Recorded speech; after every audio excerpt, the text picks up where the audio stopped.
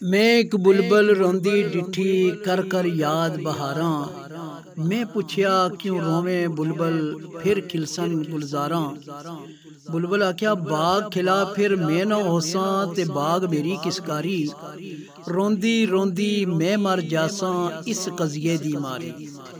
मियाँ साहब फरमाने भाई भाइयां दे दुश्मन होंदे ते भाई भाइयां दियां बावां भाइयां जैसी चीज ना काई बिच जमी आसमाना।